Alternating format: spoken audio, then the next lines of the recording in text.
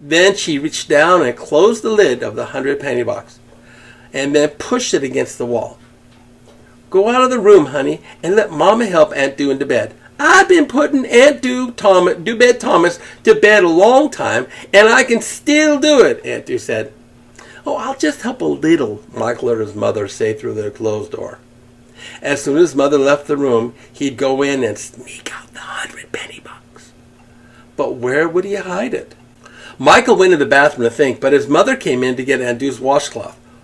"Why are you looking at me like that?" she said. "If you want to play, go in my room. Play there, or go in the living room. And don't go bothering Aunt Dew. She needs her rest." This is really a hard relationship. And I just honestly don't think there's quite an answer for it. Other than understanding. That's the only answer I can think of. Let's keep going here. Michael went down to his father's bed in his mother's room and laid down on the big king bed and tried to think of a place to hide the box. Here's Aunt Dew. You can see there's a little tear in her eye. Now, this is torturing Michael, but it's also torturing Mom because she wants to be part of Aunt Dew's life, but she doesn't know how. And of course, she can never ever understand how Aunt Dew helped John get past the death of his family. He had an idea.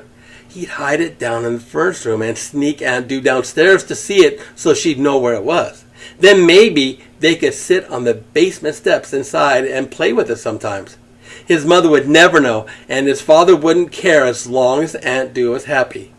He could even show Aunt Dew the big pipes and little pipes that are down there. Michael, kids, they're always trying to come up with, well, so are adults, but kids, they're trying to figure things out. And they just don't have the experiences. Michael heard his mother close his bedroom door and walk down the hall toward the kitchen. He'd tell Aunt Dew right now that they had a good place to hide the 100-penny box, the best place of all. Michael got down from the huge bed and walked quietly back down the hall to his door and knocked on it very slightly. Too lightly for his mother to hear. Aunt Dew didn't answer. "Aunt Dew," he whispered after he'd opened the door and tiptoed up to the bed. "It's me, Michael." Aunt Dew was crying.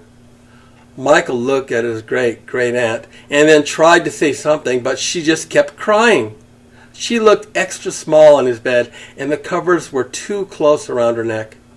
He moved them down a little, and then her face didn't look so small.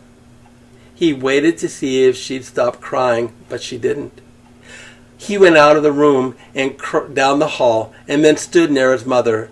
She was chopping up celery. "Aunt Dew's crying," he said.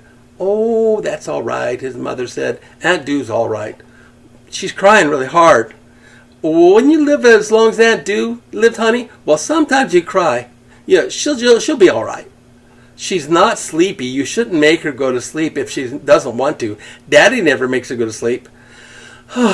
"You say you're not sleepy either, but you always go to sleep. Aunt Dew's bigger than me. She needs her naps. Why?"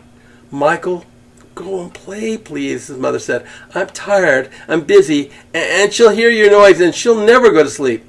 "She doesn't have to sleep if she doesn't want," Michael yelled, and didn't care if he'd get smacked. "We were just playing, and then you had to come in, and just make her cry." "Without a nap, she's irritable, and she won't eat. She has to eat. She'll get sick if she doesn't eat." "You made her cry!" Michael yelled. "John Jefferson," his mother said too quietly, "if you don't get away from me and then stop that yelling and stop that screaming and leave me alone." Michael stood there a long time before he walked away. "Mike," his mother called, but he didn't answer. All he did was stop walking. His mother came down the hall and then put her, I remember those days when I was a kid. I was just so angry. But this is Mom, and you love Mom, but then it's really hard. His mother came down the hall and then put her arms around him and then hugged him a little and then walked him back into the kitchen. Michael walked very stiffly. He didn't feel like any hugging. He just wanted to go back to Aunt Dew.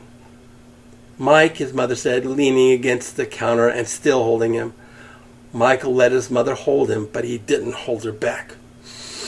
All he did was watch a pile of chopped celery. Mike, I'm going to give Aunt Dew that tiny mahogany chest your daddy made in the woodshop class when he was a teenager. It's really perfect for that little sack of pennies.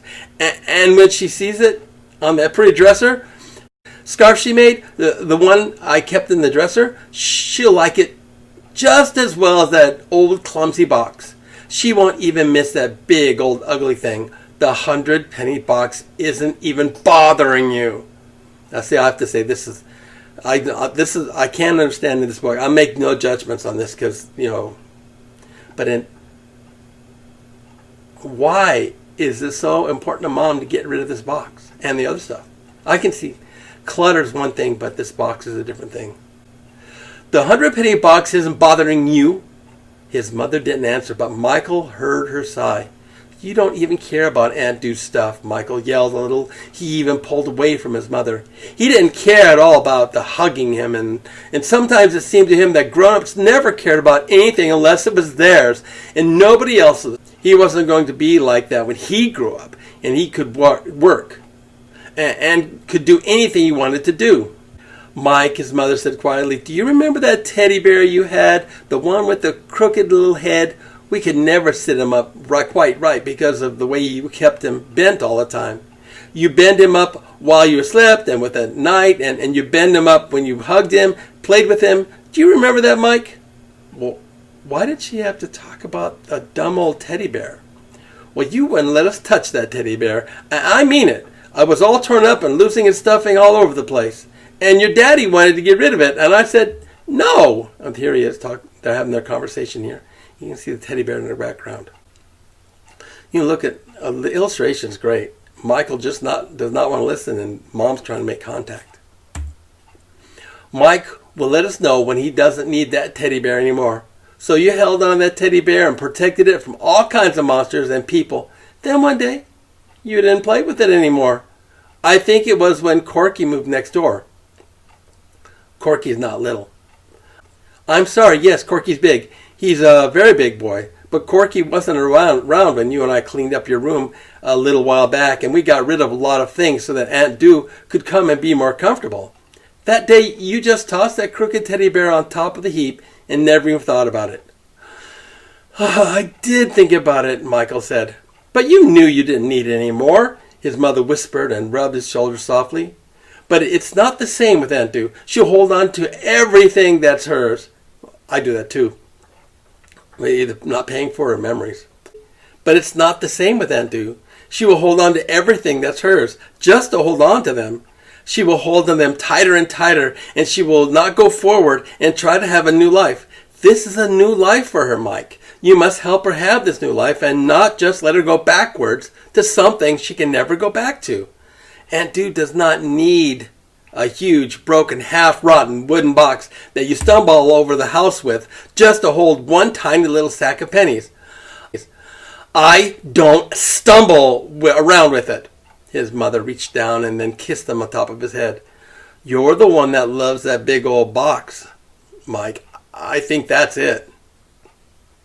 Michael felt the kiss in his hair, and he felt her arms around him, and he saw the pile of celery. His mother didn't understand. She didn't understand what 100-penny box meant. She didn't understand that a new life wasn't very good if you had to give up everything old taken away from you. Just for a dumb, little, stupid, old, funny-looking, ugly little red box. A shiny, ugly, nothing box that didn't even look like it was big enough to hold a sack of 100 pennies.